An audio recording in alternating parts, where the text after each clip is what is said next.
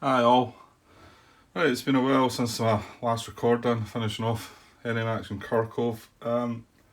Didn't know where to go next. I've set up a few games. I've got 2 or 3 new games, and uh, just haven't been able to get into anything really. And again, I'm wondering about actually just finding a game, pressing the record button, and it might encourage me. It might force me into getting into the game. Whereas I think when I don't do that now, I faff about a bit and then just not do an awful lot. Whereas I suppose if I'm recording it, it's kind of going somewhere and I'm going to try and keep it going.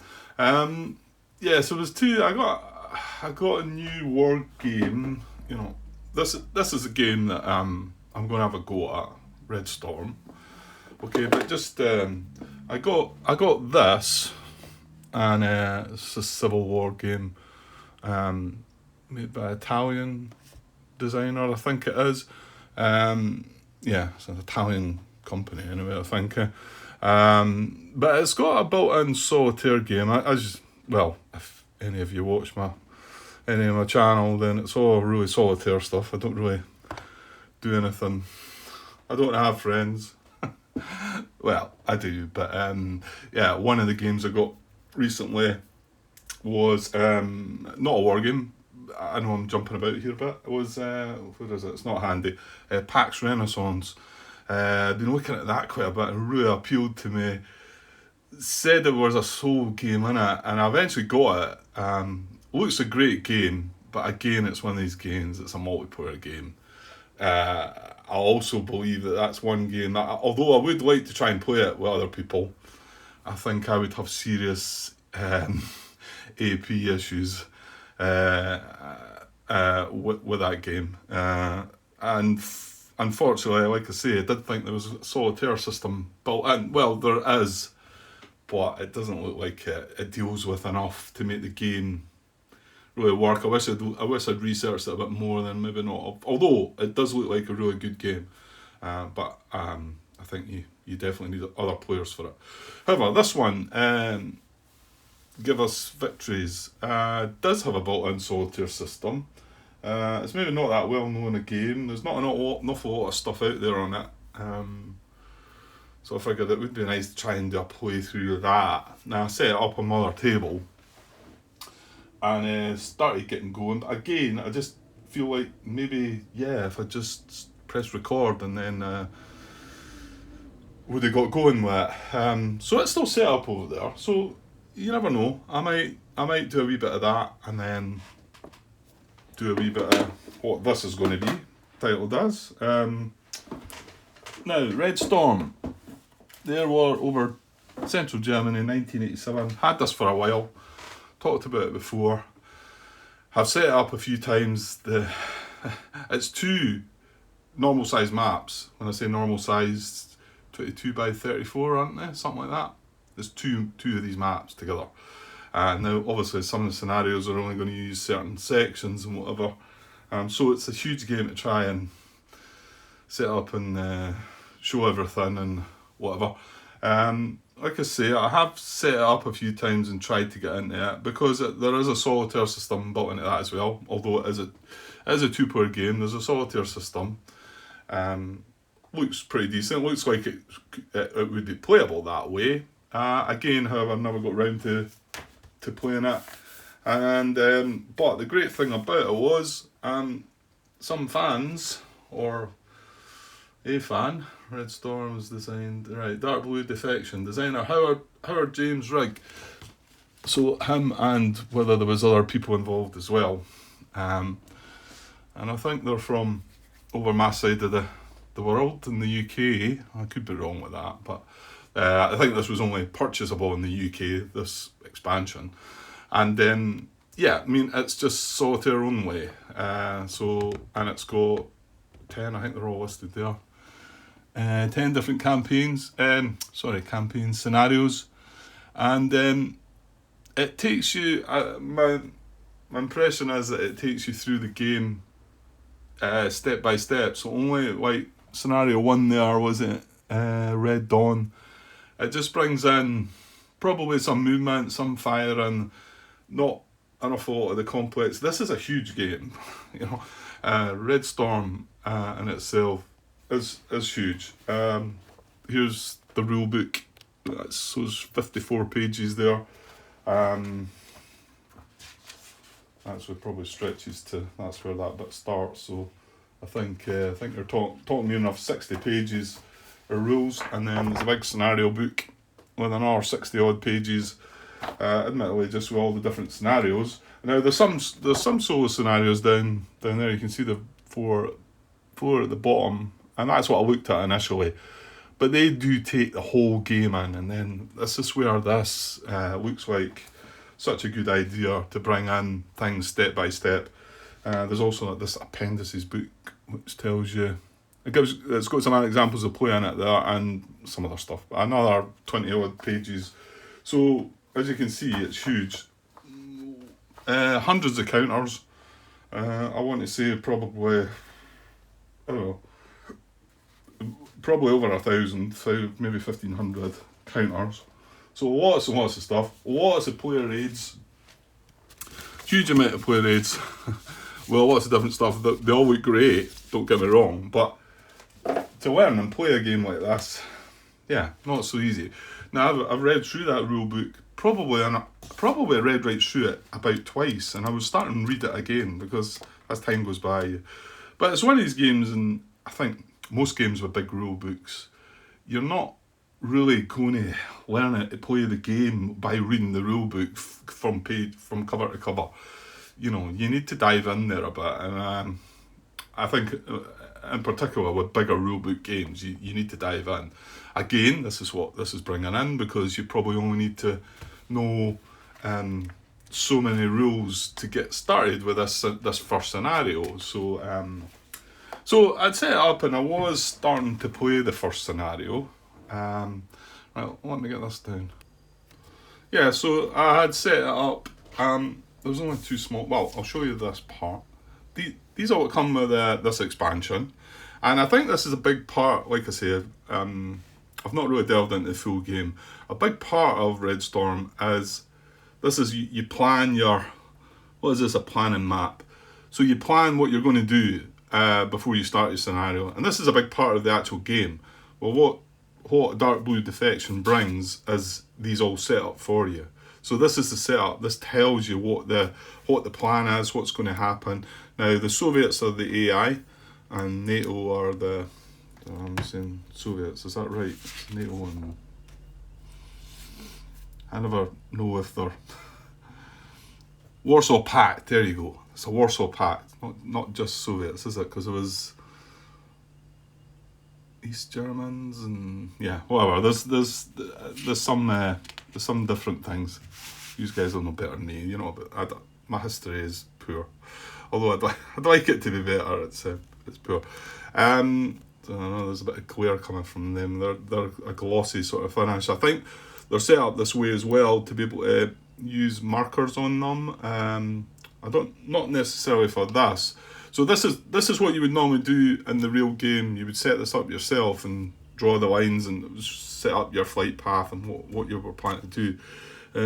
I had hunted about for a while to find what I thought these might have been markers. There's some front markers, but all the ones I found were pointing the other way. So I think that's just a line. It's just, see that dotted line that you can maybe just see. I think it's just to highlight that's the Warsaw Pact front, that area. However, these markers here are they're waypoint markers, and I kind of thought they were included in the game. I hunted high and low, but couldn't find anything. So it's maybe not that they are markers, and they're just shown on this map, and you just follow it as is. And I'll just lay it down there and show you. Try and move across here. So there's getting everything in without.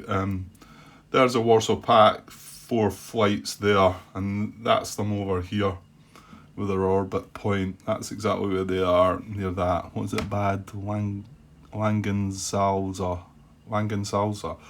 There. So that's that on the map there. I'm pretty sure they start at medium altitude. So that's your 4 flights. They're unidentified, they're not detected or whatever. Now I'm not going to try and teach you rules or anything like that.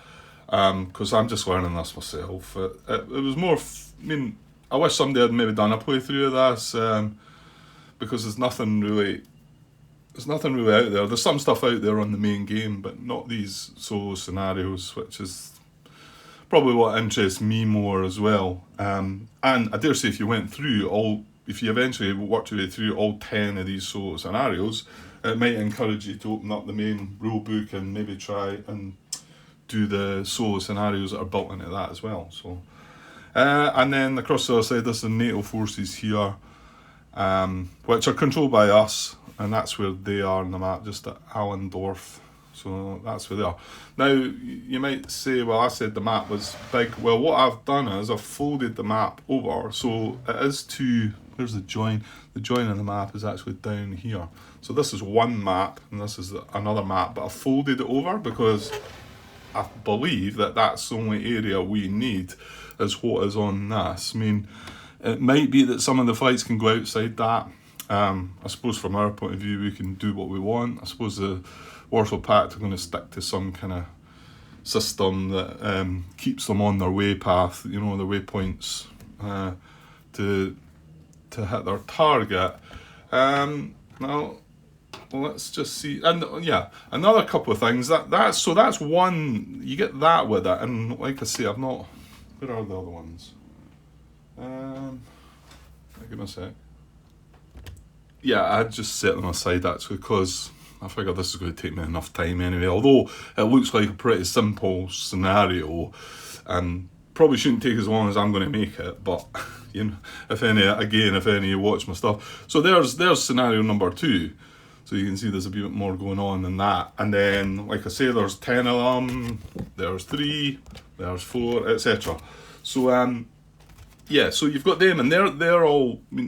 Like I say, a lot of people will get some enjoyment about setting their raid planning up and whatever. But to get you into the game, I think this is a great idea just by making these, and plus the fact that the solitaire, you can do them, by yourself. Right, so that's the planning map. So I'll just shove that out of the way, and then you also would be setting up this, and this is your actual flights. And again, you can see those wee boxes. I think you must have these in the game to print out copies of, and then you mark off certain things here. Like I say, I've got some dry erase pens that you can mark off to say your guns, like you're out of your gun or it's damaged or whatever, and how much fuel you spent and whatever. And this is the flight. This is all that's within scenario 1. And again, if we flip over there's scenario 2. That's all the flights that are involved there. As you go on, there's a lot more. So yeah, this is a flight log sheet then, okay. And there's our 2 flights of their F-15As we've got, and then they've got MiG-29As and Su-24Cs, and they've got 3 flights, and my impression is that we don't know which ones are which, obviously, and if I'm right in thinking one of these will be a dummy flight. We don't know which one that is until we get a bit closer and can try and I think you've got to either visually identify them or maybe take a shot at them, and then we'll find out if they're a real flight or a dummy flight. So this again would be something that you would set up. It's already done for you in that, so that's great. And then the final bit is, this. Well, I suppose I should have shown you this one first. This is the order of battle, and there's the three Warsaw Pact flights that are going to come in, but we don't know which one's which, and when they'll. Once we identify them, they'll then come in, I think. And there's our setup. So we've got A, B, C, and D, and they're at medium altitude, and the F-15s are at deck altitude. Actually, it's showing them set up. It's showing them set up on their identified side. I don't know if it's because that maybe doesn't matter to me, but then again, it's showing up there with the wee question mark on it, and that's how I've got them. but there it's showing their actual suit symbols. So I'm not sure. I think maybe that's wrong. I don't know. Just looking at the other ones, it does start all the NATO units showing their suit symbols on the... What does it show on the back of this then for them? Yeah, it shows them with the question marks on the raid planner, but on here it shows them with the suit symbols. Okay, well we'll maybe find out how that affects things. And there it tells you where these front markers are and where the front is, and there's where the waypoints are on that. So that's that. And again, this is all set up for you, ready to go. So I'll make it much quicker to like sit down and set these up as this and then start playing, a lot quicker than the full game would take. Yeah, and here's the scenario campaign, Dark Blue Defection. So this is the rules that you get with it, and it basically sticks to following the rules of the game. I think it says where does it? Solo expansions down for use. A copy of the game is required. The main objective of this expansion is to provide a solo-only experience in which each scenario can be set up and played to conclusion in one evening. Scenarios require no planning, which is why they've got all that set for you. The forces involved are preset to allow speed of play, just as what I've said really. Detailed herein are a set of scenarios designed to be played in sequence with increased difficulty and a ramp-up of game rules as they progress to allow learning of the game systems, detailed in the Red Storm rules of play in a logical and fun way. Okay, as a player, you will play as NATO through a series of connected scenarios. The Warsaw Pact forces are controlled by the bot system, detailed in Player Aid Chart 5, this is Player Aid from the main game. And this Player Aid, that's Player Aid 5, that tells you all about the bot, flight activation, flight movement, phase order, flight actions, and then we've got a lot of other stuff. I've got that zoomed right out. I have, yeah. It's gonna be difficult to show everything, I think, in this. And it's a sequence of play for the solo side of things. But quite a few of these we're not going to be doing anything in the first scenario. And then as you go through the scenarios, obviously it's going to bring more in. It says pay attention to the scenario special rules, which are over here. Start here. I know you maybe can't read that, but I'll just. I'm assuming anybody that's maybe interested in this is going to have this, or well, maybe not. They might just have Red Storm and wonder what this side of it's about. But so yeah. We've got, in order for the solo bot to work as intended, the solo bot... Oh, no, I've read that. No, sorry. Pay attention to the scenario. I'm reading this bit up here, actually. Let me zoom in then on what you see. So there, pay attention to the scenario special rules for each scenario. In order for the solo bot to work as intended, the solo bot follows flight plans in all scenarios, with exceptions to Pack 5. Yeah, okay.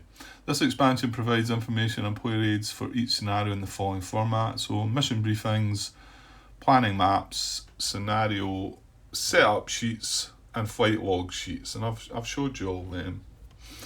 Bot control flights may start the scenario as undetected generic flights.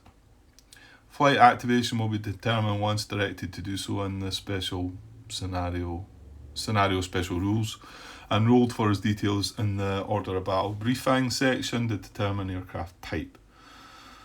SAM AAA log sheets are not required. SAM AAA will start on the map located with radars on where applicable, or will start.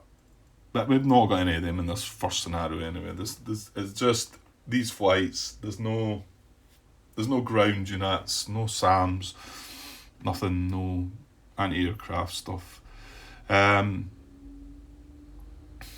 It says, due to the small scale of the scenarios, SAM units do not need to track ammo. Yeah.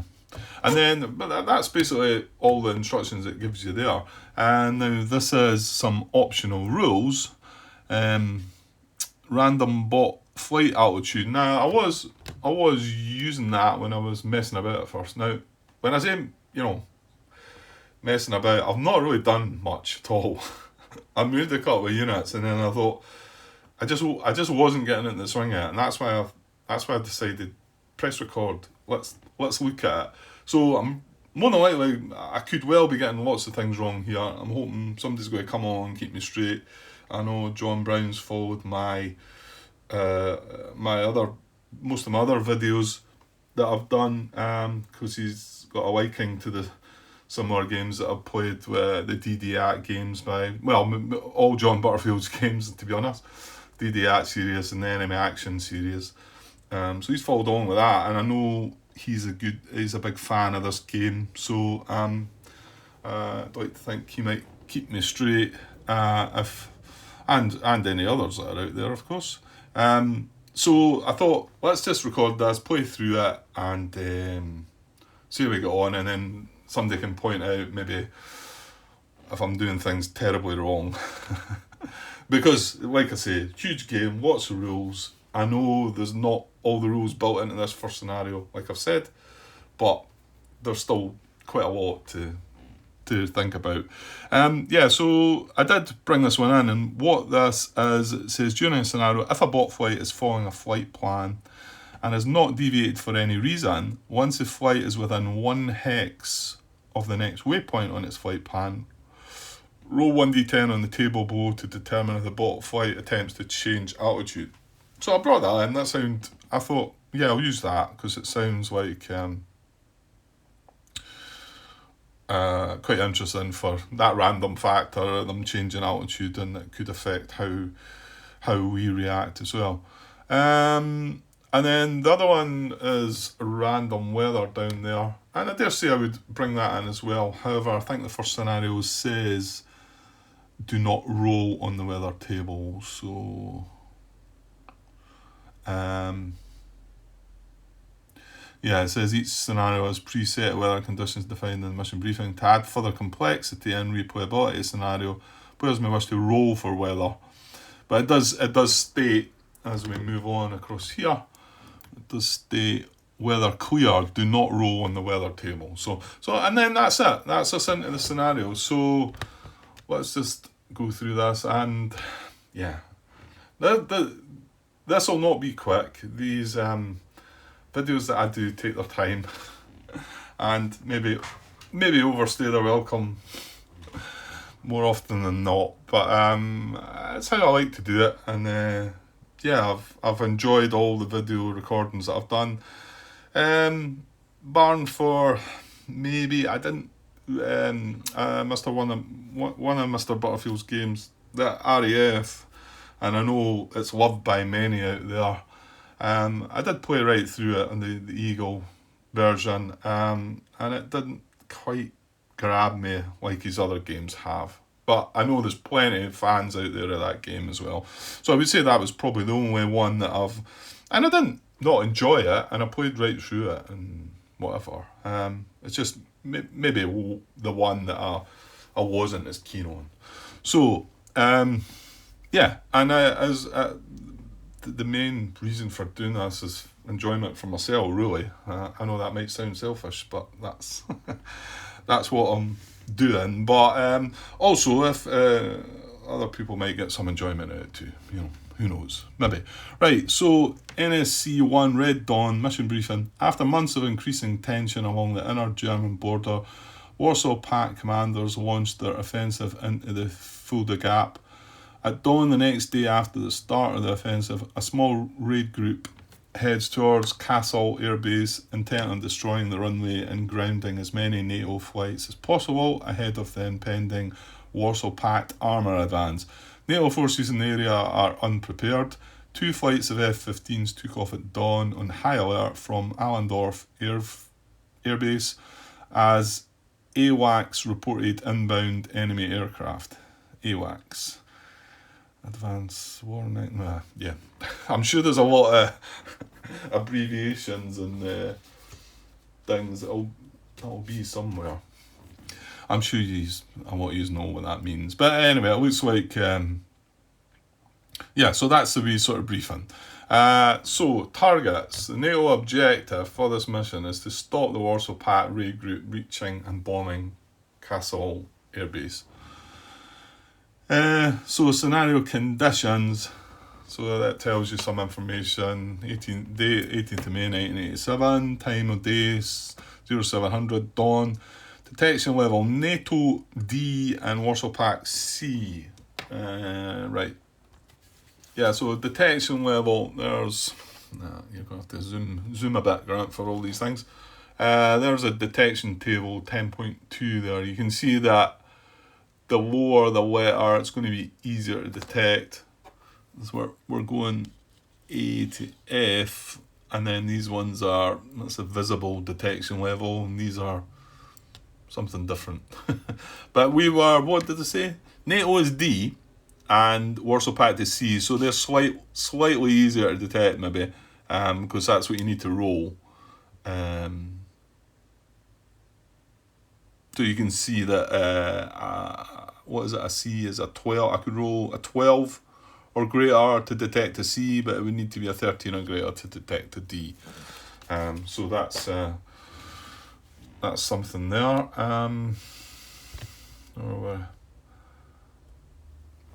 Yeah, it's detection level. I already mentioned the weather. It's clear, do not roll in the weather table. Map, the whole map is in play. Well, like I say, I've folded it over.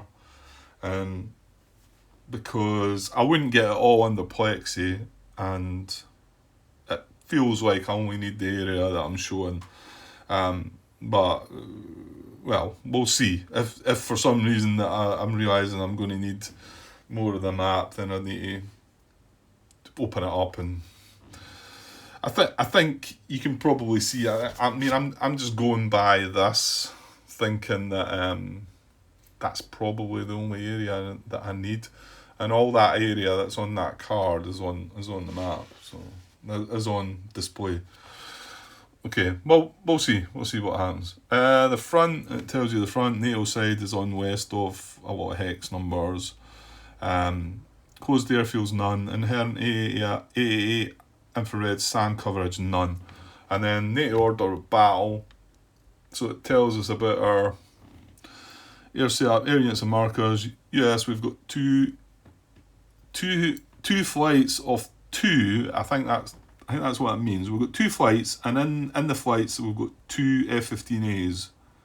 That's right, isn't it? Yeah, because it shows you here. Again, there's maybe going to be a lot of zooming in and out.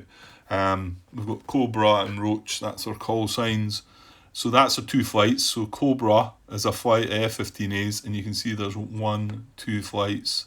And then you can have up to 4 planes in a flight, 4 aircraft in a flight. Again, this is my thinking of it, right? And same with Roach, he's got a flight of two F-15As as well. So,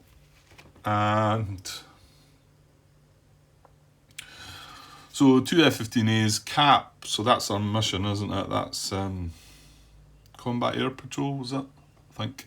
Aggression value +0, that comes into some effect when you're making some attacks.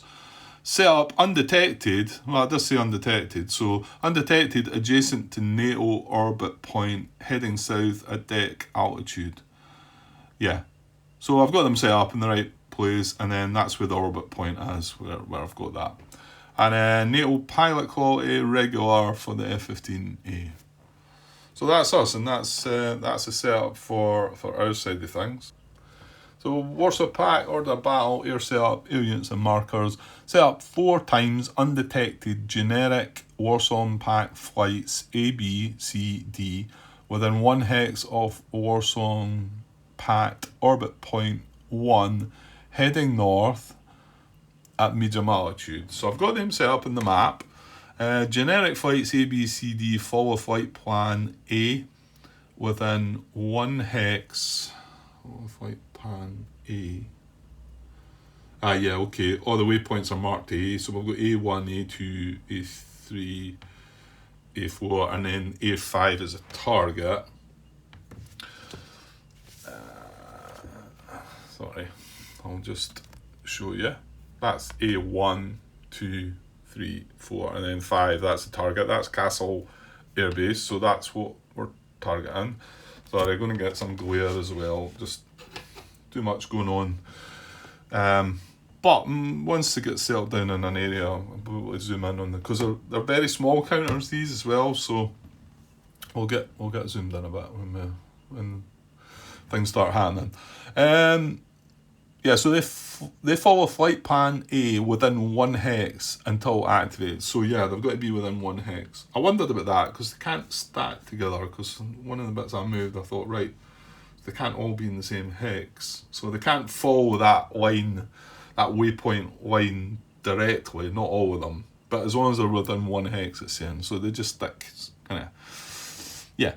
Anyway, once activated, follow Pack 5 for bot flight instructions, and then see scenario special rules for exceptions. And then flight plan, there's A1, A2, A3, A4, and then let's say A5 is our target. If bot flight activation check is real flight, roll for flight type. So yeah, when we come to activate these generic flights, and it becomes known that it's a real flight, then we'd roll a D10, and on a 1 to 4 we get an SU-24C, and a 5 to 10 we get a MiG-29A.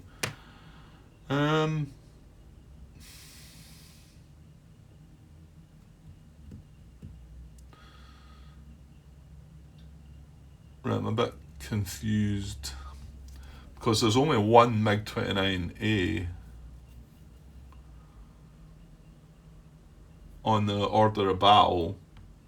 So once we roll and get that MiG-29A, then surely all the rest are going to be the SU-24. Well, the other two, sorry, are going to be the SU-24Cs, aren't they? Oh, well, I don't know. I don't know. That might be. Yeah, I'll maybe find out how that goes. Right, so USSR. So it's USSR flights, aircraft that are involved, and there's one flight of 4. So there's 4 aircraft in this flight, a MiG-29As. Close escort, aggression level +1. Place counter on scenario setup sheet for use when activated. Right, I've got them shown there on place counters on scenario setup sheet for use when activated. I don't know, it's got them activated, and there's the, I can get that zoomed in a little bit. It's probably because yeah. There. That's going out of focus now. It's on the map, it's activated, but I would have thought this just came out onto the map when you used it, and then put the other one back. I don't know.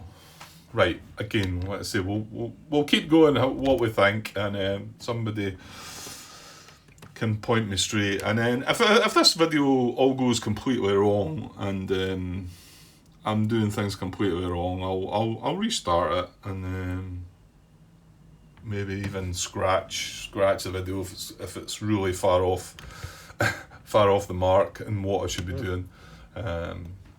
So we'll see. And then there's 2 separate flights of just 2 aircraft in the SU-24.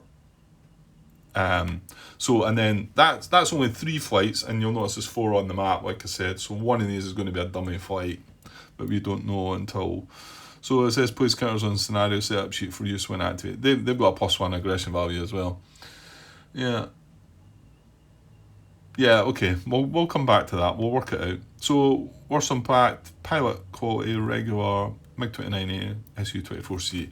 Right, so this is quite an important part now then. This is the scenario special rules.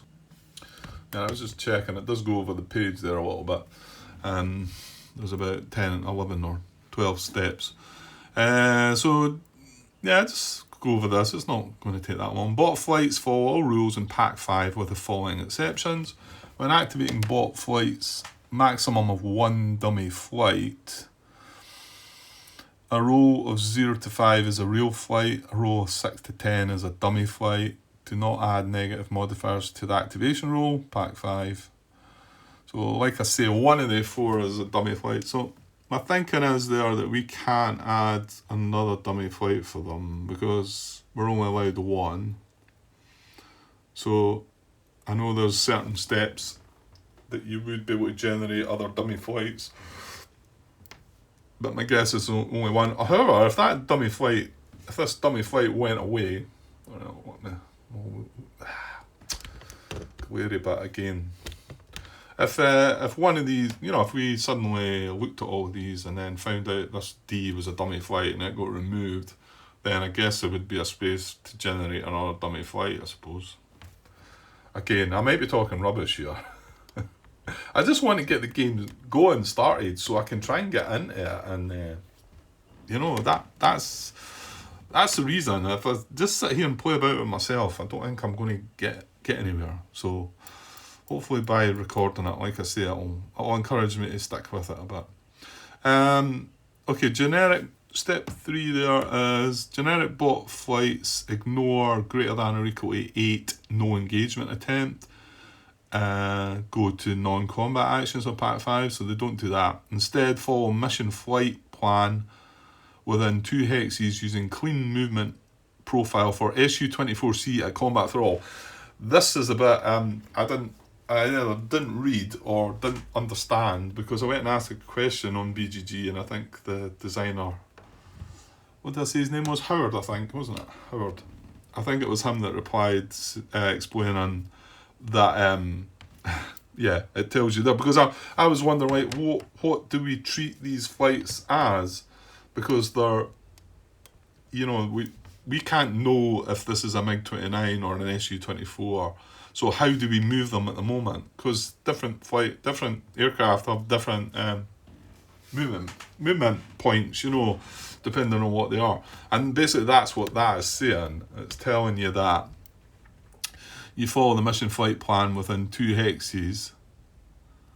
That's what that says, within 2 hexes. And did I not say within 1 hex up there? Anyway, using clean movement profile. So we're looking at clean movement rather than laden with bombs, because the Su-24s are the ones that are carrying the bombs, aren't they? I think. Yeah. And the MiG-29s are clean. But, like I say, we don't know between them. So we use clean movement for an Su-24C, and we use it at combat thrall. And I'm assuming you understand what all that means. If you don't, like I say, there's other videos out there that'll explain the rules a bit. Although I'm going to have to look up rules a lot. There's what is it? I want to say TC's Gaming Corner, was it? Something like that. He done a set of videos that are really good, teaching the basics of the game, basically. So that's well worth a watch. Yeah. Okay. So number 4, if detected enemy flight in same hex or within 7 hexes, go to engagement actions on Pack 5. 5, after activation, if Su-24C bombing flight, ignore engagement actions, defend as per bombing assignment, continue on flight plan. Right, I'm not quite sure what all that means myself. After activation of MiG-29A, follow close escort rules. I'll not bother reading through all that. If a bot flight is activated and no detected enemy flights are within 7 hexes, use combat throttle, move to medium altitude, do not zoom climb, and return to flight plan, closest waypoint, or resume close escort roll with closest bombing flight. Yeah, I'm going to have to read through these a bit and try and work out what it all means. At waypoint A4, bot unactivated generic and Su-24C flights must descend to low altitude and remain at low altitude for the bombing run. Okay. And then the final few Rules here: if a generic flight reaches a target hex and there are unactivated Su-24C flights remaining, the flight activates as an Su-24 flight and bombs the target as below. When a bot Su-24 flight reaches Castle Airbase, hex do not roll for bombing attacks. It is assumed they automatically destroy the runway for the purpose of this scenario only. Oh, okay. So they're not actually...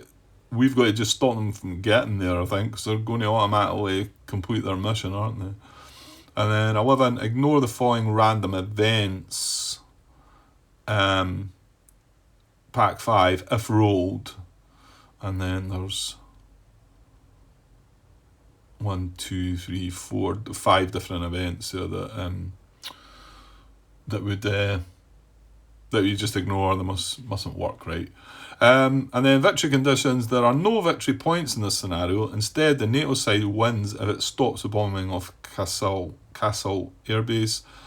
And then 2, if a flight of Su-24s with ordnance reach Castle Airbase, the mission ends immediately as a NATO defeat. Right, so we've got to stop them from getting there.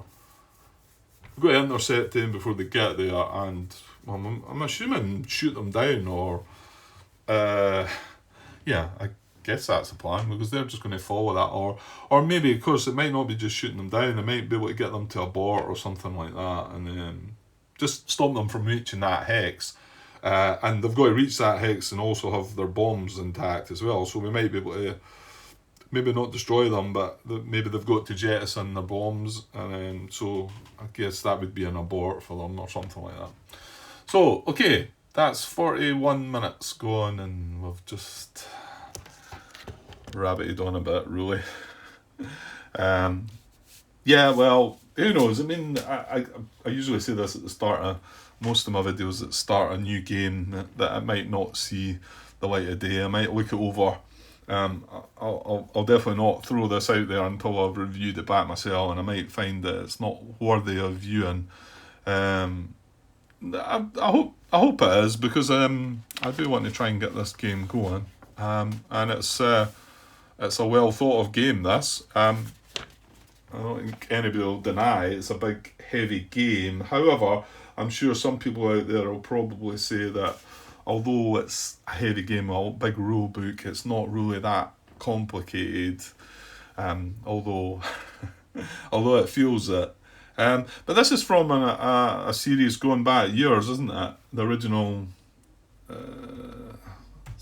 Douglas Bush, was it? Where did it tell you there? It said his name somewhere there. Where did I read it? On the back of the credits here. Red Storm is designed by Douglas Bush and copyright GMT. Dark Blue Defection designer Howard James Wright. Yeah, okay. So Douglas Bush, yeah, I think he's obviously the designer, right? Okay. Right, yeah, that's what I was thinking about. The design system is from Downtown, wasn't it? Wee Brimacombe Wood. And then the lead designer Red Storm is Douglas Bush, yeah. I'm looking in the back of the actual rulebook now. But yeah, I think Downtown, there was another couple of games in the series as well, wasn't there? But I've never got hold of any of them. This one obviously jumped out at me when it came out, because it was able to be sold. It had a solo bot in it. I'm no good at trying to play two-player games solitaire. I just can't seem to do it. I'd love to do it, because there's lots of games out there that are really good looking games that I can't do it. I just can't do it. It doesn't work for me. Okay, right, shall we get started, or will I just have a wee pause there and yeah, well, I don't want to cut the video there though, because I've not done anything. You'll not be wanting to watch this video and just hear me ranting on and not actually doing anything. So I will take a wee pause for now though, so I'll be back shortly. Cheers. Right, okay, let's see if we can get this started. Yeah, I've been paused for quite a bit there, but I've got the sequence of play in front of me here, so I'll try and certain things I'll try and show on camera, but it means moving things about and whatever. Now we've got a solo sequence of play, and obviously this sequence of play. So I guess we should follow the solo one, but although I was just looking at the solo one, and the first phase is random events phase. When a random event requires a bot to make a choice or take some action, refer to the list on the solo player aid card. But the sequence of play, random event phase, one player rolls 2 dice and checks for random events, but it's not applicable in the first turn. So I'm assuming that's the case here. So we're on turn 1, so it's not applicable random events phase. Next phase, just sticking with the solo sequence of play rules, is a jamming phase, and I had a little glance at that. I don't think any aircraft are capable of, I don't think there's any jamming involved. I was having a glance at 19.32 jamming. I think there's certain aircraft that come with that, don't they? Yeah, and it's for like, yeah. I don't think that's part of this, but like I say, I might make some errors here, and somebody will say, well, yeah, you do actually look at that because of. I think if we look at the, yeah, see all the aircraft under jam, it says not applicable under all the aircraft, and I think that's the whole point of this first scenario, is that none of that's involved. It's keeping it simple. It's really just about moving. We've got a target now. That's a target that Warsaw Impact want to get to if they can reach. I think they need to reach the hex, or whether it's hex adjacent to it. We'll check that when we get to it. Well, if we get to it, and we need to get across. So they're obviously going to, and their path is up here, and then up to there somewhere, and then back down. Yeah, no, it goes further up actually. It goes up, and then comes down, and then down to there. So it kind of goes around.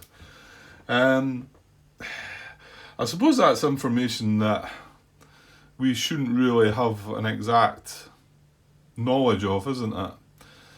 From the NATO point of view. Because I think if you were playing the game 2-player, you would have that sort of secret, wouldn't you? Maybe? I don't know.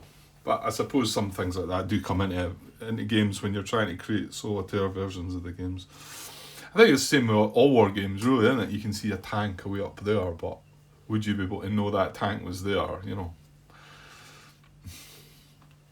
Well, this is a bit more modern than the games that I'm not used to playing. You know, World War II stuff and all that, back in the time when, you know, surveillance and radars and all that, couldn't pick up things like that, you know, whereas this is a bit more modern, so I'm sure they have some knowledge of where these aircraft are, don't they? Anyway, okay, Grant. So let's just skip by the jamming phase. So detection phase, yeah, we can do that. So it says make the maximum number of detection attempts on human player flights, regular detection, EWR, visual and radar searches. Bot generic flights may not conduct radar searches. They may conduct visual searches, but are not considered to have IRST sensors. Real bot flights conduct radar, visual and IRST searches if aircraft type allows. Okay, well, I don't think any of the EWR, I don't think that comes in. That's the early warning radar, isn't it? And we've got regular detection. We would have visual detection, and I don't think the radar detection's involved. But regular detection we can do. And let me find what player aid that is. Okay, so it's this table here. I think we looked at that earlier. Detection table. So we do a 2 dice roll on each. This is just a regular detection. 10.2 detecting flight. Each detection phase, both players roll 2 dice for each undetected enemy flight on the map and consult the detection table. And then we use a column corresponding to whatever the detection level and we modify it. We'll notice there's a couple modifiers there. So let's do the NATO flights first then, since we're across this side. So their detection level was D, wasn't it?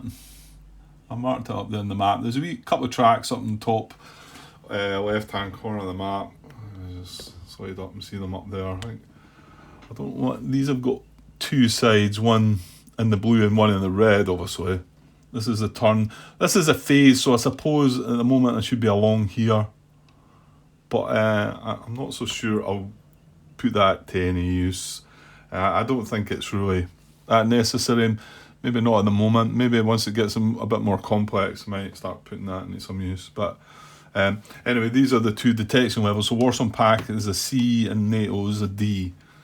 Okay, so going back down here, and we'll keep these aircraft in the view.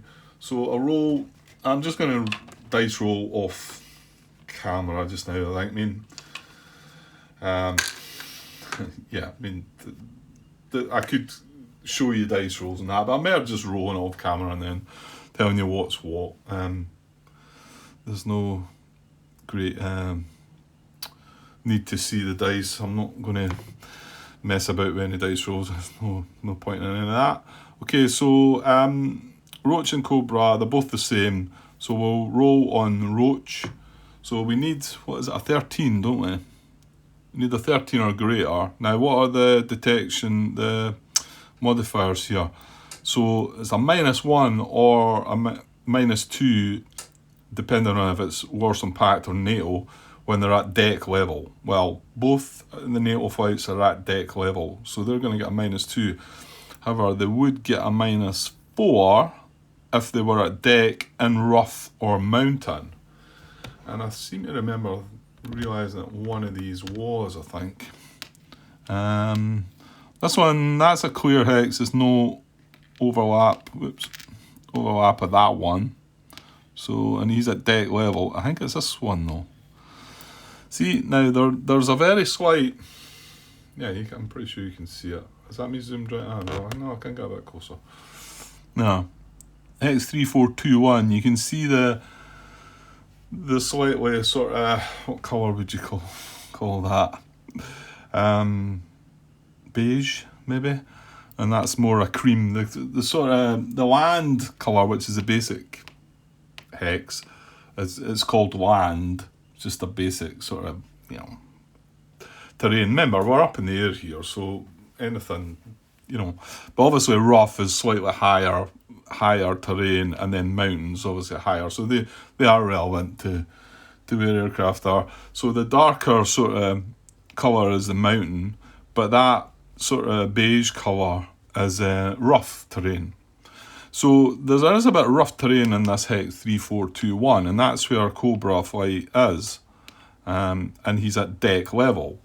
But I did have to look it up, because I thought, well, if you were looking at that, you would say, well, it's mainly just the land terrain, isn't it? It's only got a little bit of rough, but I'm pretty sure when I checked it out, if it's got any of that terrain at all, let me just find where that was. Yeah, there we go. Page 4, 2.22, terrain features. And the second paragraph, a hex with no rough or mountain artwork. A hex with no rough or mountain artwork is a land hex.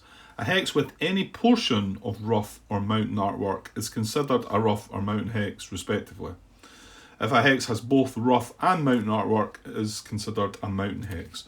So, any at all, and as I just said, there is a slight portion of rough in that hex.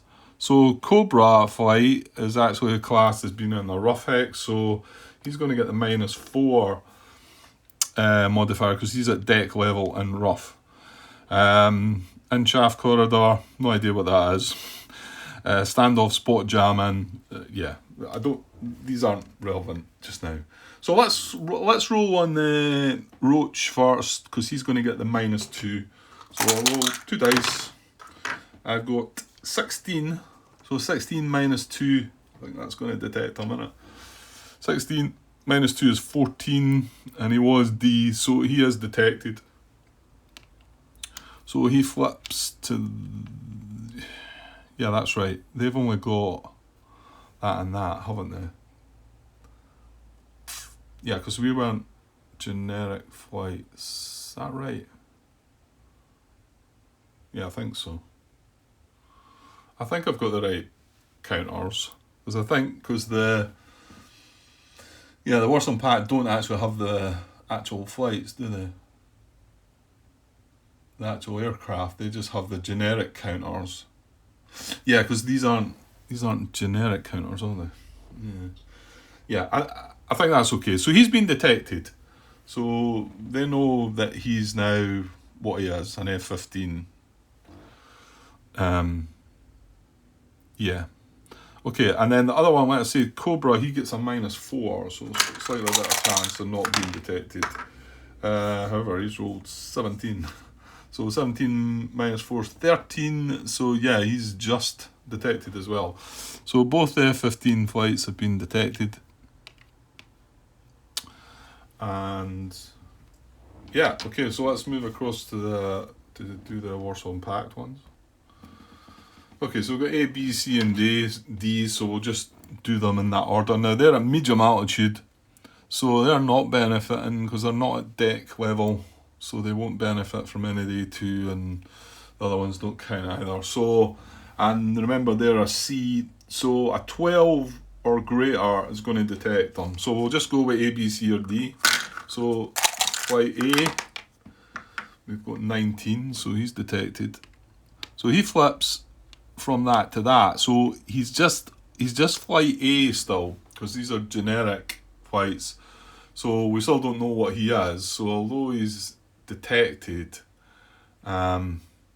he's not been identified. I don't know if I'm using the right word in here or not. There's different ways. We still don't know what flight that is. That's right, isn't it? Let me just see here. Yeah, okay, so just try to get my understanding of, because these are generic flights, back under pages 6 and 7 talks about the air units and the flights, and the fact you've got flights and you've got generic counters. Well, these are generic counters, and it says 4.11 on page 7, generic counters, until it is visually identified, 10.4, so it needs to be visually identified. A flight is represented on the map by a generic counter. Generic counters are identified by letters or a 3-digit number. Players should note the letters, numbers on each flight's generic counter on the log sheet. No call sign or aircraft type is listed on a generic counter. When a flight is visually identified, replace the generic counter with the actual flight counter. So it needs to be visually identified. Whereas our flights were not generic flights, the NATO flights are not. So they are just straightforward identified, I think. Now, I think to get them identified, I want to say that allows me to possibly fire on them when they're on that state. Yeah, I think so. Right, okay. But yeah, we need to visually identify them. This could still be the dummy flight. It could be an Su-24, or it could be the MiG, what is it, 26? 29, sorry, like 29. Yeah, okay. So let's roll on the other ones. So that was A, so B, what did I say we want? A 12, isn't it? 12 or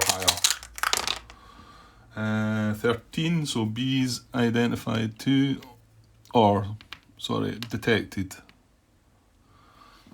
I think that's the right word then. I think they're detected, but not identified. C is only rolled an 11, so he's staying unidentified. Is that right? You haven't needed a 12 or higher. And then flight D is rolled 15. So yeah, pretty much everybody apart from flight C there. Okay. So that's just the regular detection attempt. Visual detection would need to be within 4 hexes and in line of sight. there is some issues with line of sight. I think it's cloud cover, when clouds are involved, whatever, because obviously you're up in the area, so there shouldn't be much to get in your way. But I dare say you could be possibly behind a mountain as well, maybe. Yeah, and then radar search detection, that's only if you've got radar equipped flights. I don't think any of that. And then early warning radars, I don't think we have any of that. So that's our detection phase. So next phase is the movement phase. So this is where things start to happen a bit. Okay, so and then how we decide this is actually a chip pool system here. First of all, we need to determine initiative. So we've got a red dice and a blue dice. The red for Warsaw Pact, the blue for NATO. Roll to determine initiative. On a 1 to 6, it's NATO. On a 7+, it's Warsaw Pact. So we've got NATO's rolled a 1. Warsaw Pact's rolled a 7. So they're going to have the option of initiative. But just glancing at the solo rules, it says the bot always takes initiative if possible. So if you win that die roll, you've got the option of do you want to go first or second. Just reading that, it says the bot always takes initiative if possible. After each chip pool by the bot, follow instructions on the player aid. Consult flight actions table as needed. Follow instructions there during human movement. Check for bot flight activation, SAM activation, and AAA activation per the respective tables. Well, the last two, the SAM and AAA, we're not going to be involved with, but we do need to check if the bot flights activate, because then they start doing different things, I think. Okay, so they're going to go first. And now we draw a chit. Well, let me find. I better get the rule book out a bit. Okay, so we've got some chits in a cup here. And they indicate how many flights you get to activate. So I'm going to randomly draw a chit, and I've got a large side and a small side. Large is dependent on having more than 9 flights, I want to say. Right, anyway, here's the chit that I've drawn. And it's quite a high one, isn't it? So that's a 4 for the large, 2 for small. So we are small. What is the difference? Does it not tell you here? 5.22. Large force. There are 2 chip pools. Large force, which is 10 or more flights. Well, the Warsaw Pact have 4 flights. So, and then a small force is obviously 9 or fewer flights.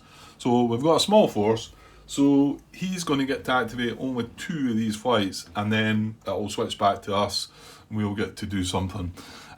So which ones is he going to activate? Right. Not activate. Which ones is he going to move? Right, hang on. Okay, so there's lots of off-camera books getting opened and tables getting looked at. Lots of paperwork scattered about everywhere. There's that much stuff to try and look at. But I know this probably is more simple than how I'm suggesting it is. It's just, I don't really... If I'd probably played the game and then got these solo scenarios, I dare say it would have been a breeze to walk through them. And I just thought I'd bring this out. This is player aid card 5, so this is all about the bot flight activation table. So bot flights use generic flight counters until activated. So this is what I was saying about these being generic flights. A generic bot flight is activated if any of the following occur. It is visually identified, well, we talked about that one. It attempts to engage in or is successfully engaged in air-to-air combat, including BVR combat, that's beyond visual range. It receives an attempt BVR combat or attempt standard air-to-air combat engagement actions result. Okay.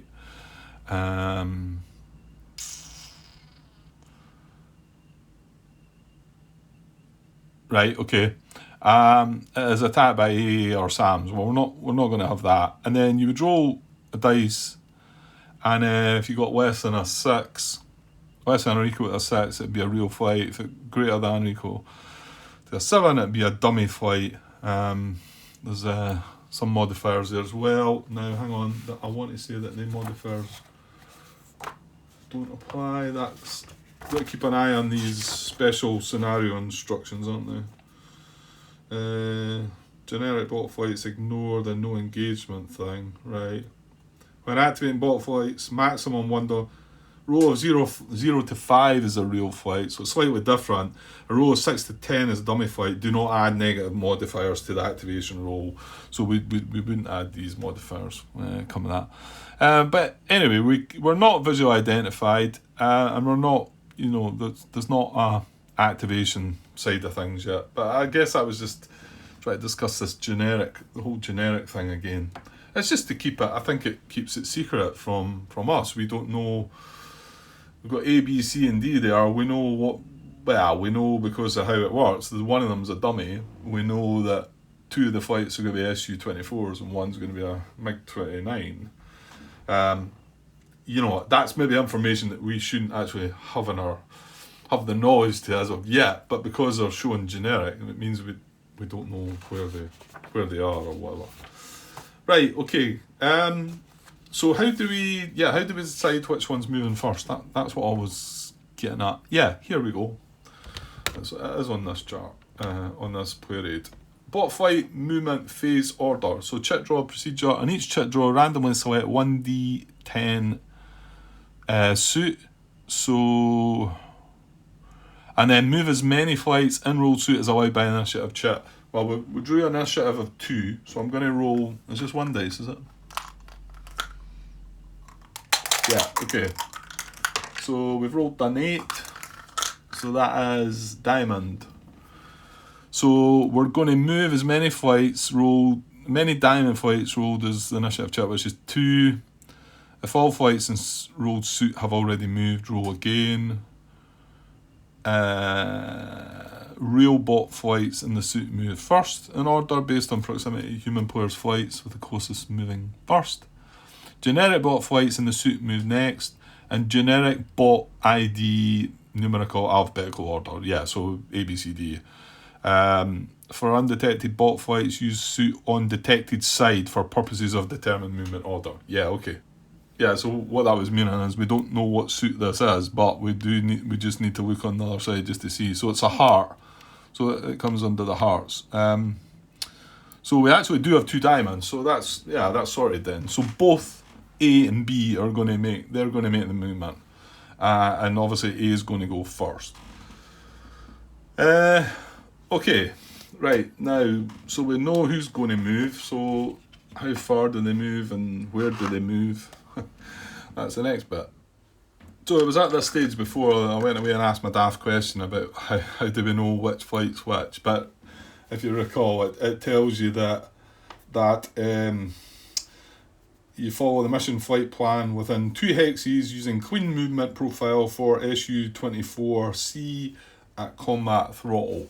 Right, so what does that mean? Now, Su-24C is this aircraft here, Su-24 Fencer C. There's some details there, but we'll just not bother with them at the moment. What we're looking for is, this column here. This is a combat speed, and this is a dash speed. Like dash is like afterburner, I guess, so it's a bit faster. So I think most things happen at combat speed, but there's obviously some differences. So, and then you've got LMHV there. So you've got low, medium, high, and very high. That's the altitudes. Now low counts for deck as well. So you've got deck and low, then medium, then high, then very high. Okay, so we can see what have we got there. Answer C. Yeah, answer C along there. And you've got CL and LD. One's clean, which means that there's no weapons, no bombs, and one's laden, which means it would have bombs. Now, yes, we know that a couple of these flights have got Su-24s and do have bombs. So, in reality, they are laden, but we don't know which one's which. So, and it says you follow a clean movement profile, not a laden one, just now. It's just to keep it all secret from you, and they would all be moving together as well, wouldn't they? They're all in their sort of formation and whatever, so some of them would end up going slower than others and whatever. And it's just to keep the fog of war thing there going. So we've got a 4, 4, 5. So 4 is for low, 4 is for medium, and 5 is for high. And obviously they can't go at very high because there's just a dash here. So we've got a movement of 4 for all our flights at medium. A medium altitude at the moment anyway. Now once we find out, can you see the MiG, is the MiG-29 on there? Yeah, it is. So MiG-29, that's pretty much the same, isn't it? That's 445 as well, isn't it? But like I say, if you're looking at the fence, is it SU-24Cs we've got?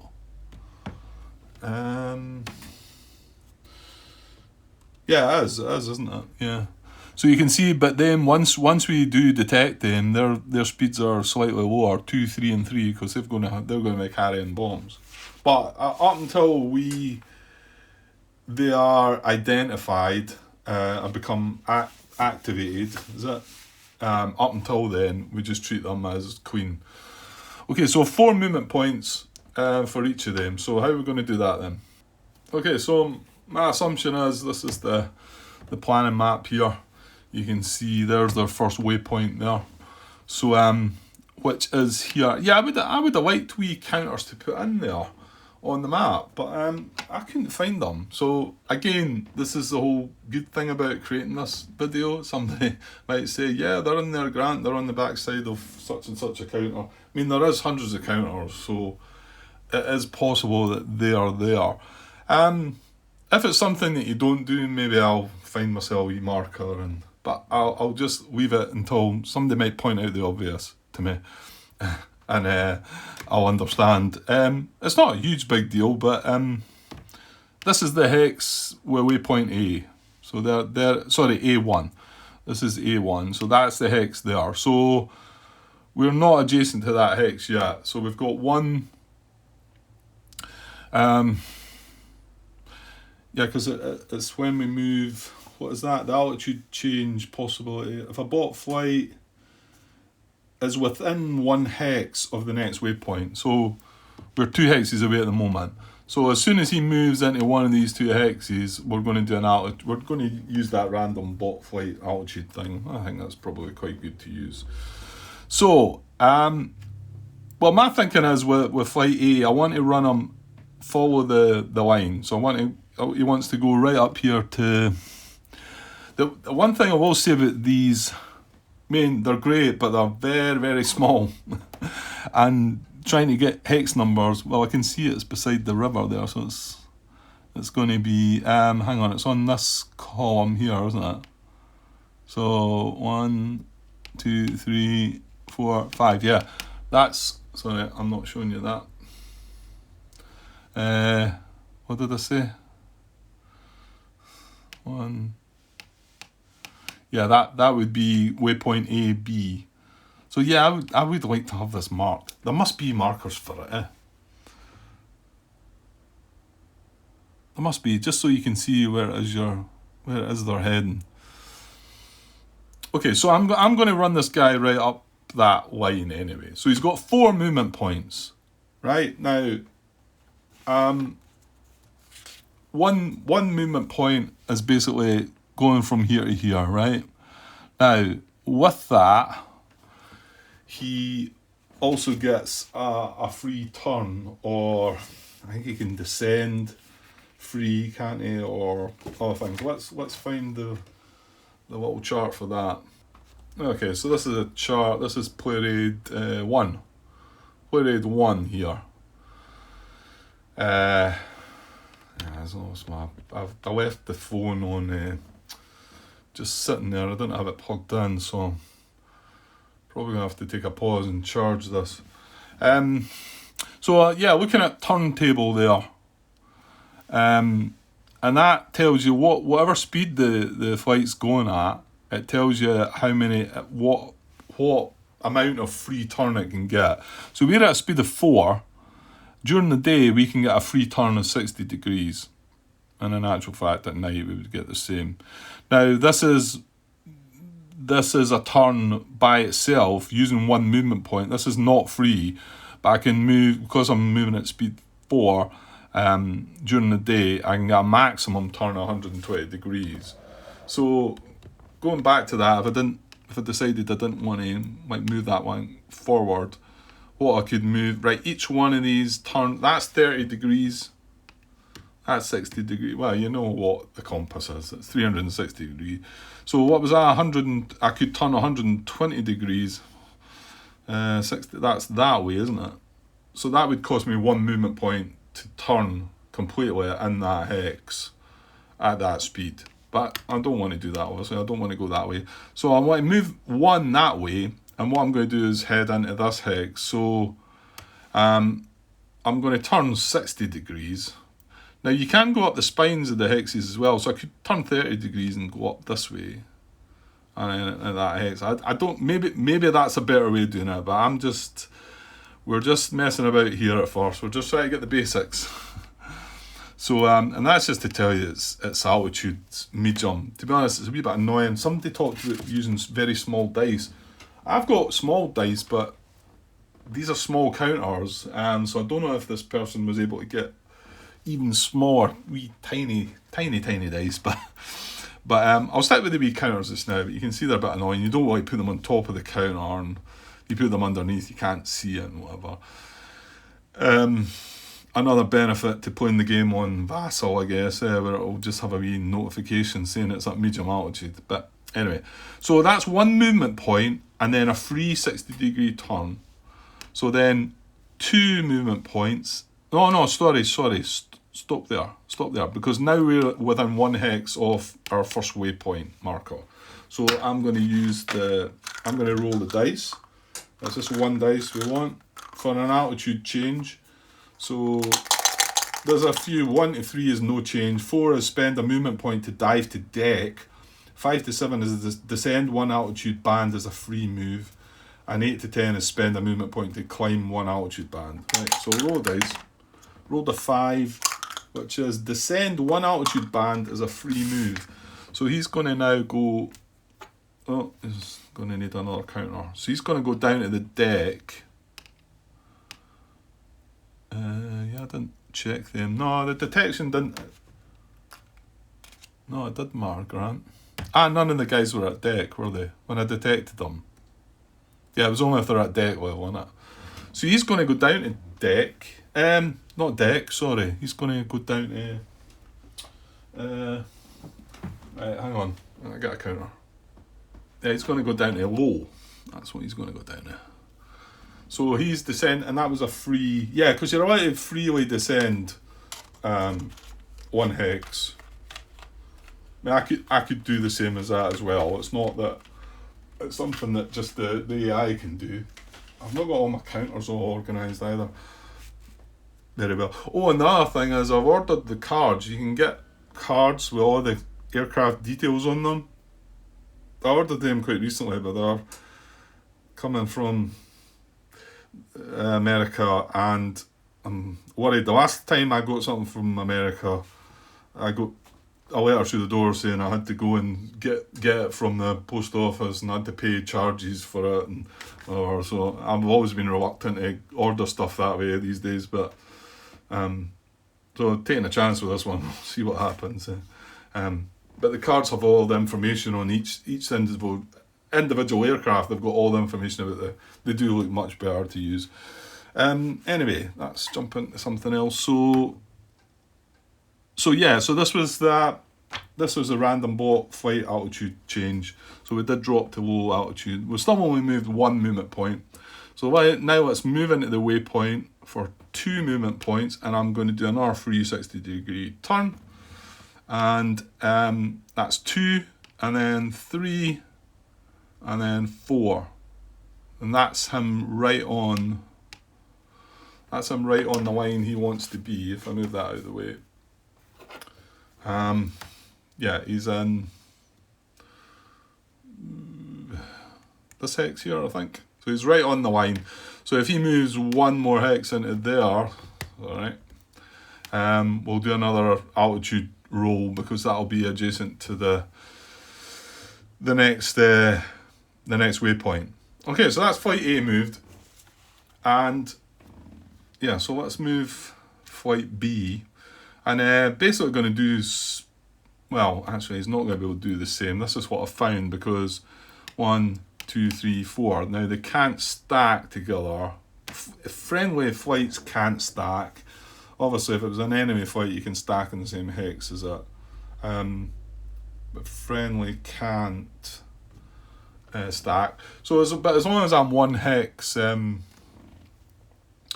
well, there was a bit of unsurety there, wasn't there? It was like, if it was to be within one hex, where does it talk about? Oh, that's the orbit point. Have I read that wrong? Oh, no. Follow flight plan A within one hex until activated. It says that there, but hang on. Alright, sorry about that. That'll have been the doorbell. Okay, so yeah, I was checking. That says within one hex, and then somebody else it said within 2 hexes, didn't it?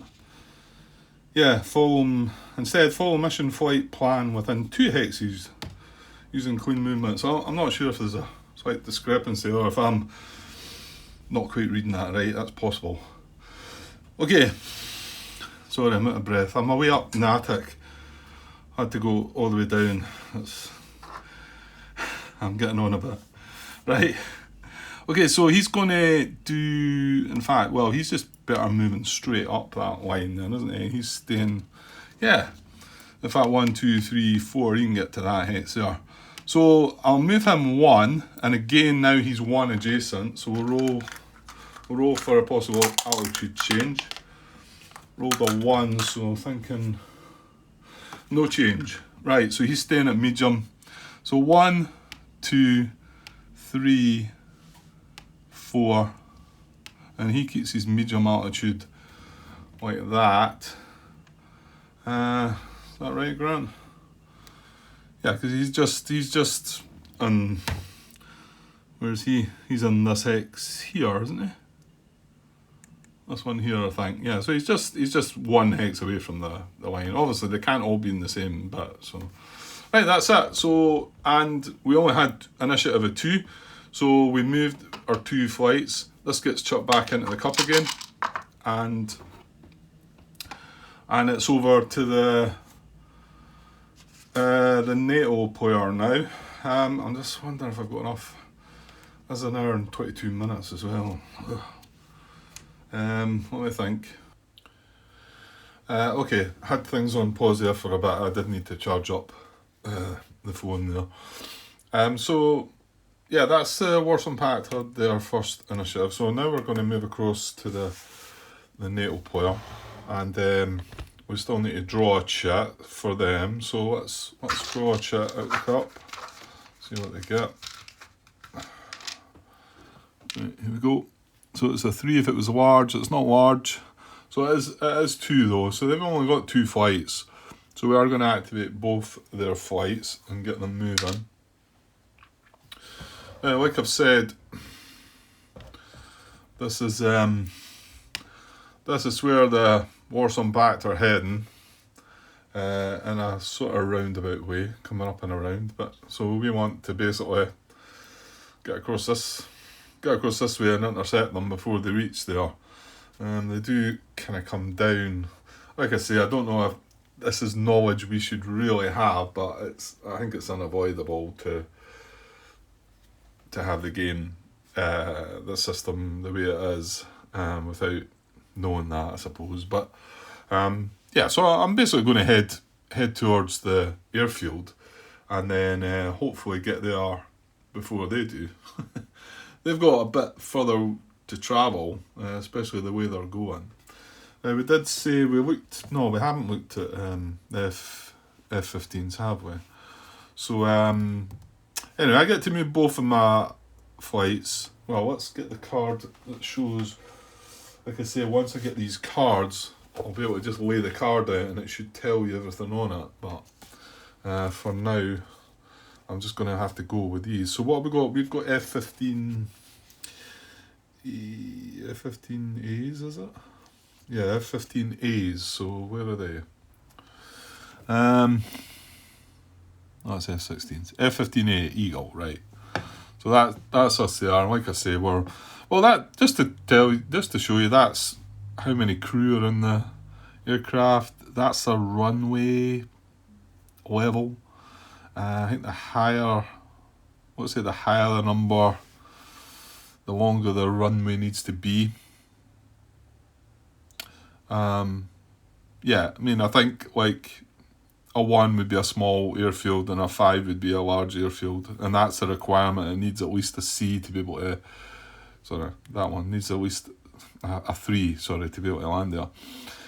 Fuel. That's what fuel. It starts with 10. Oh yeah, and every time you use the dash throttle, so every time you use your afterburner, I want to say every time you use that, you would then mark off. Now, where have I put that? Put these things away. You would then mark off a fuel box on these. But I think that's only when you use the dash throttle.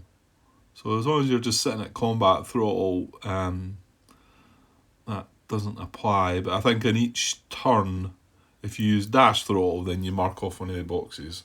That's I may well have that wrong, but that's the whole purpose of this video, I think. Get this one going. I'll have a look back on it to make sure I'm not coming across that stupid looking, and put it out there, and you can have a look and tell me if I'm getting things right or wrong, and I don't know, maybe some ideas to make it better. Anybody's got any suggestions? I'm very slow running these games. I like to get, my big thing is getting rules proper. I want the rules to be right. I don't want to sort of say, oh well, I've done that, let's not worry about it. No, I want to do it right. So that's the big thing for me. That's why it takes so long for me to record these things. And when I game like this, it's yeah. But I mean, some people maybe don't want to look through all this and this simple wee scenario and see it. You want to just see it done quickly. But you're not going to get that from this video. Maybe somebody will do that at some point. I wish that was out there too, because then I could have looked over it and, you know, watched how it was done. Anyway, so yeah, this is RWR jamming. So that's to do with the jamming. Like I said, I'm pretty sure that's not involved in this one. This is the radar. What it is? Yeah, I'm going to leave these for now because I don't think they're relevant. And then F-15A Eagle, where you can see it can't actually carry any bombs. It's just got a clean option. And 445. So remember, we're at deck level, so it's the first low is the same as deck. I notice I'm getting quite a lot of shadow in here. I might bring the other big light. Hang on a second.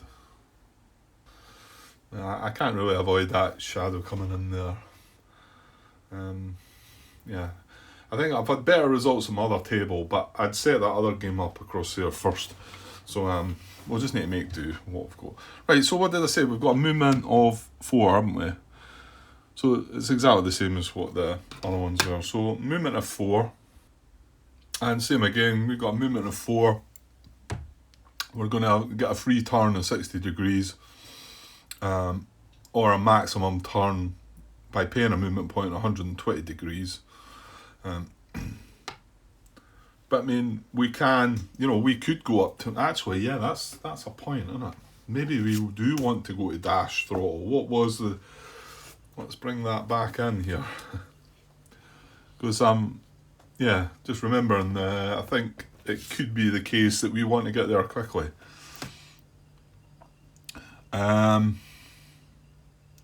Yeah, so dash would be a 5.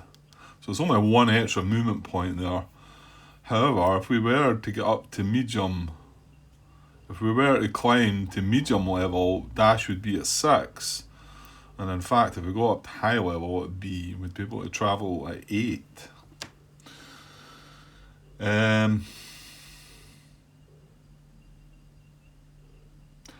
Yeah.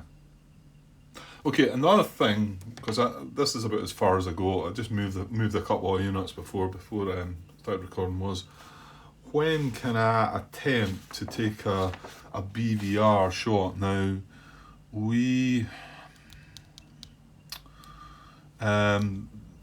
found this a bit tricky to understand. There's certain weapons that are BVR, which is beyond visual range, and certain ones that aren't. I'd like to... I don't know if it's on this card or not, but it'd be nice for... I guess you guys probably know, like, are these... that's radars, isn't it? Where's the weapons? Yeah, it's along here. Sorry, it's further along. AIM 9Ls and AIM 7Fs. Can they be used at beyond visual range?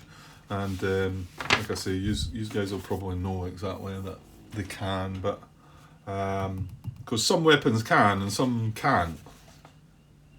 And if we just turn that card over to the other side, and we've got the weapon chart here. So these are air-to-air weapons. What did I say? AIM 9L, wasn't it? Was it 9? F15A. They've got AIM 9L/M or AIM 7F/M. Oh, hang on. There's a B and a J there. The notes are B and J for that. So that'll be down here as well. Here's the notes. Could that maybe give us something? B says automatic BVR engagement success. So I don't even need to roll for that. With right, hang on a second. Right, I've opened the chart right out now. So that was, the B was, it's just is that just the 9L/M? I don't know, maybe it's not. Automatic BVR engagement success may attempt to engage 2 different enemy flights in BVR combat and same movement phase. Okay, and what was the other letter? J. J is roll to determine AIM 9 model for each flight. 1 to 4 is an AIM 9L. 5+ is an AIM 9M. Roll to determine AIM 7 model for each flight. Okay. Unless, of course, that has that on our chart already, which it may well do.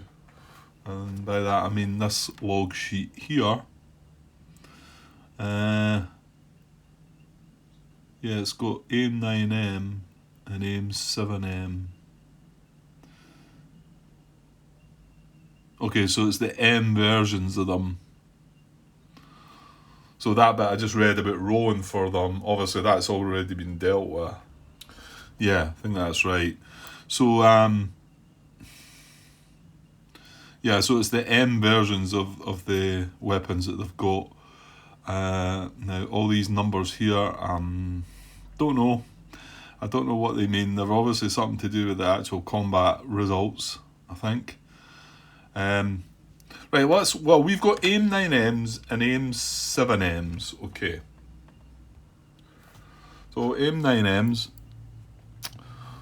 it says rating standards are 3, BVR 1, rating of BVR 1, and BVR range 1 to 2 forward, 1 beam rear. Right. You need to be up really close with them ones then, don't you? Yeah, okay. I thought these were weapons that could fire from afar. I mean, okay, you can see these ones down the bottom. The AIM 7F and the AIM 7M, they've got up to 9 range. If it was the forward, or 5 at the beam. What was the other? Automatic BVR engagement success. Yeah, okay.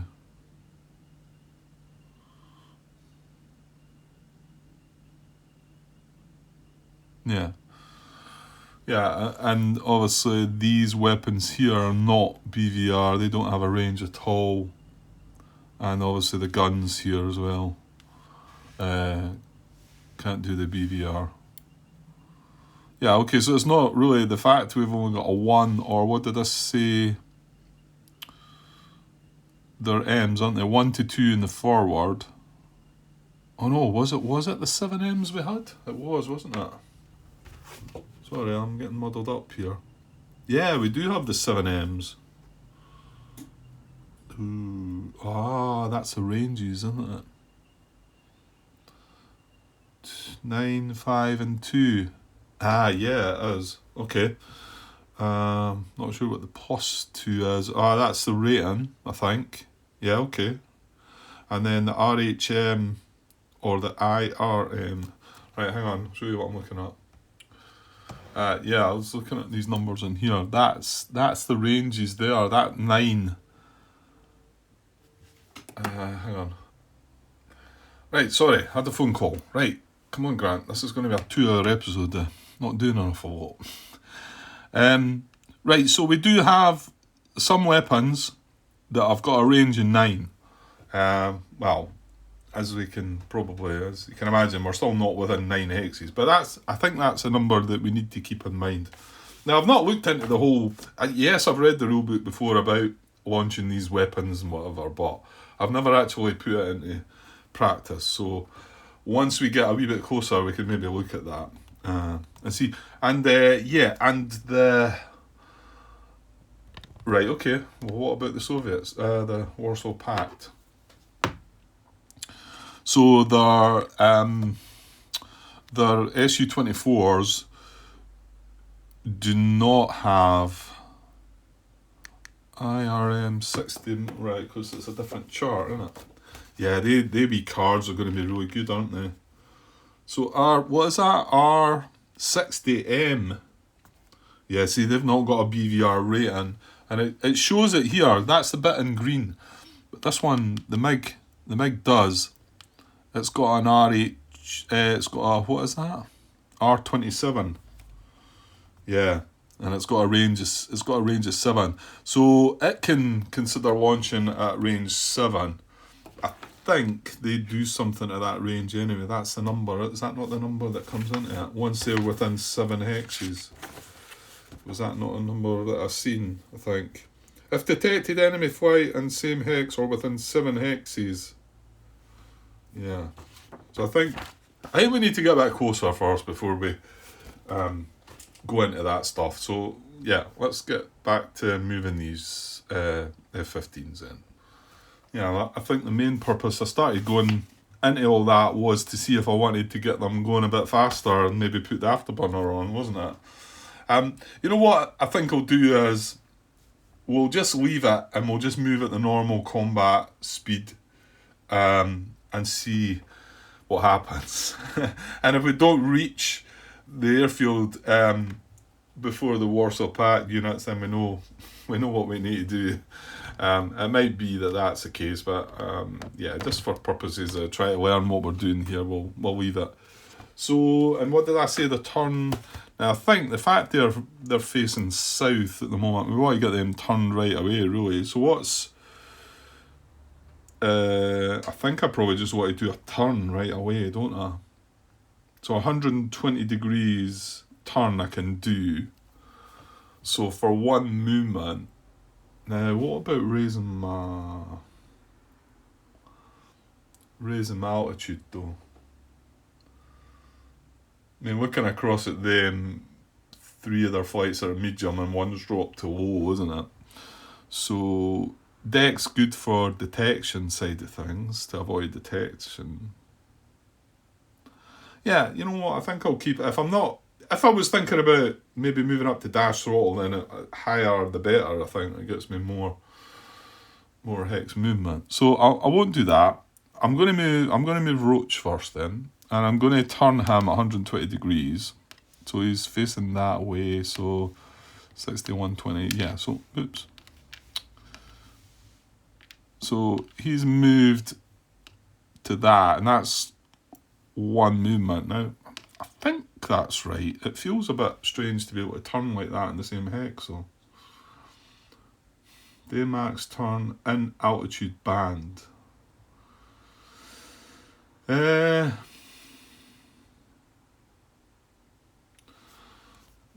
kind of makes you feel like you maybe need to move a hex first. I know if you finish a move turning, you get marked with a movement marker, which means that you can't turn on your next, when you start your next turn. I know that. I remember that one. I think I can do that. I think I can just turn straight away. Well, we'll see. Somebody will tell me if I've got it wrong. So, yeah, that's as much as I could turn. So that's one movement. Two, I think I'm just looking at the terrain there. We've got this mountain stuff. I'm not sure if I can go across that being at deck level. You would think that maybe you need to be up at low level at worst. So I think I'll move there 2, and then I'll do a free turn, then 3, 4.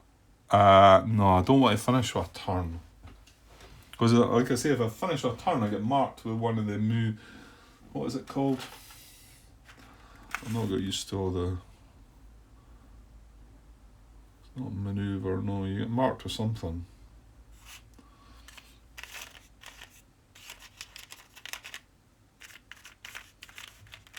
Nah, I can't find it.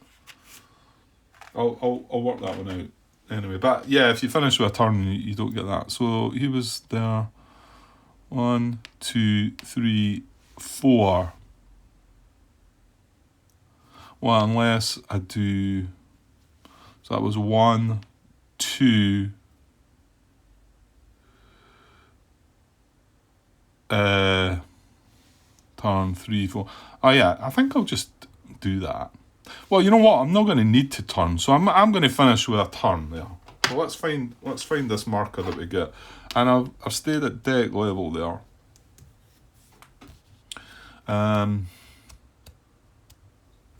Yeah, let's find what marker I'm talking about. Okay, eventually I found it. Max turn. So yeah, well, I'm just going to plonk that on him. I need to get the counters organised a bit better. I've not really sorted everything out yet, to be honest. Yeah, and I found that, and where was it? A flight that uses its last movement point to turn in a hex, free or max, so it doesn't matter if it's a free turn or not, or if it's a movement point to do the turn. Should be marked with a max turn marker as a reminder. And it says a flight that begins its movement phase in a hex and altitude band it did not turn in during the previous movement phase may expend its first movement point to turn up to its maximum turn allowance. A flight that begins its movement phase.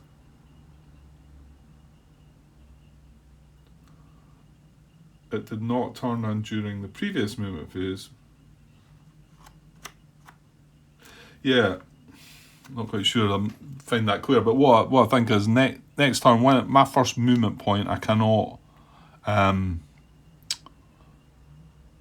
know if I should mark these over the unit or not. I think I'll just put it there for now. Yeah, so I can't turn to start with. I need to actually just move straight ahead. One movement point, then I can turn. That's just to remind me that that's happened. Right, so this guy, I'm going to do something similar. So he's going to do the 120 degree turn as well. And probably just, that's one movement. 2, 3, 4. Yeah, I'll just keep him going through there. The only thing is that's a mountain part, so I'll need to find out. Keep him at deck level, and yeah, that orbit point stays there. So he's not got the max turn. He didn't finish on a turn, whereas that did. So that's what he's marked with that.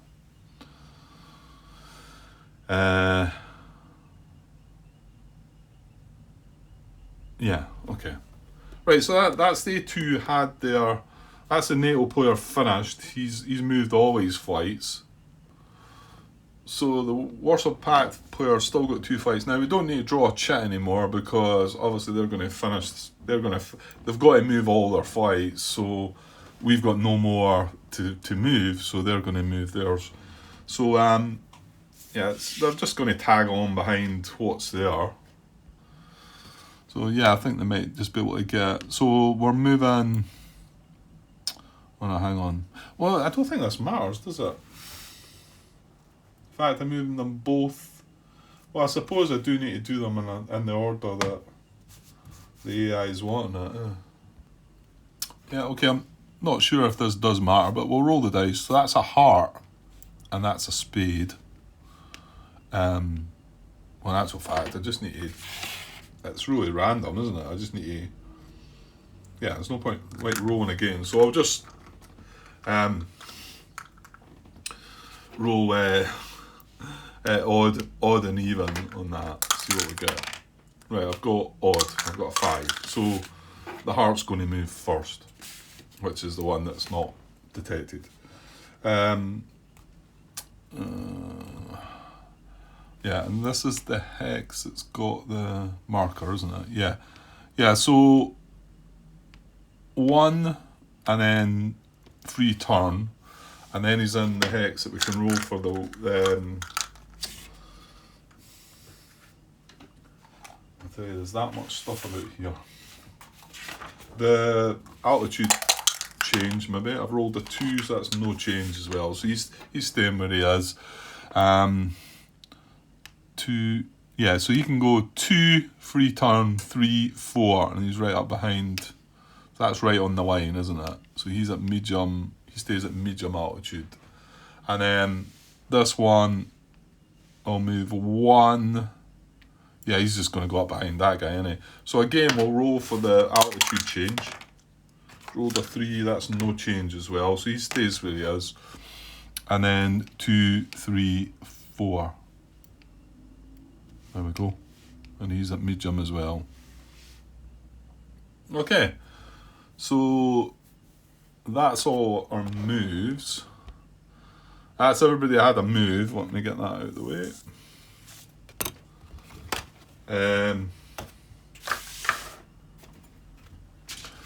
So you can see we're still quite far away, and nobody's within range of BVR. Like I say, the F-15s have got a 9, 1, 2, 3, 4, 5, 6, 7, 8, 9.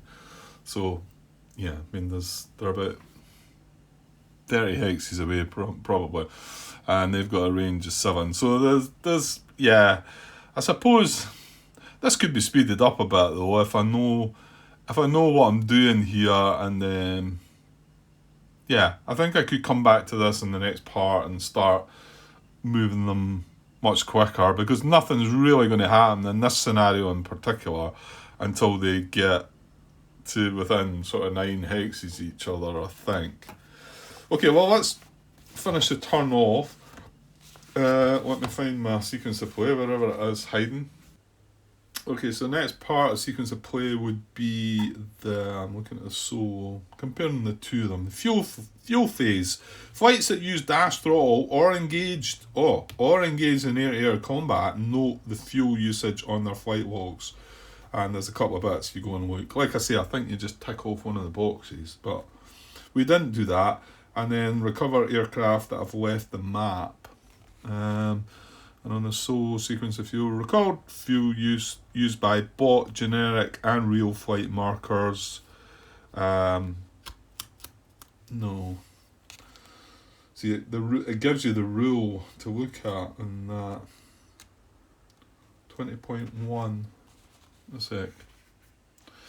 Yeah, 20.1 on page 40, fuel allowance. Flights have limited number of game turns they are allowed to spend at dash throttle. Have a limited number of game turns they're allowed to spend at dash throttle or engage in standard air-to-air combat equal to the fuel point value on the ADC. Flights may exceed this allowance during a scenario at the cost of a penalty to their chance of safe recovery.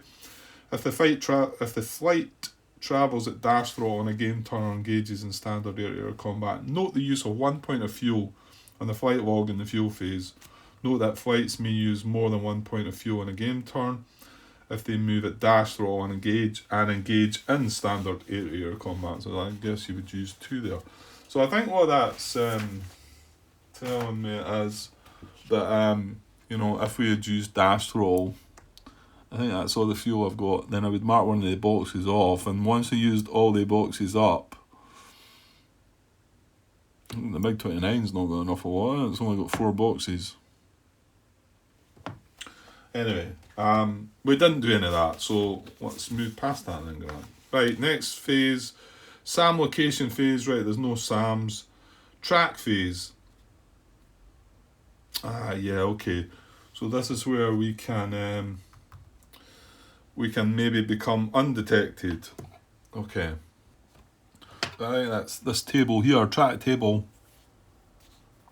And the bit down the bottoms where they're looking, all detected NATO flights at deck and rough, and all detected flights at deck and in adjacent to a mountain hex, and all helicopters, cruise missiles at deck automatically go undetected at the start of the track phase.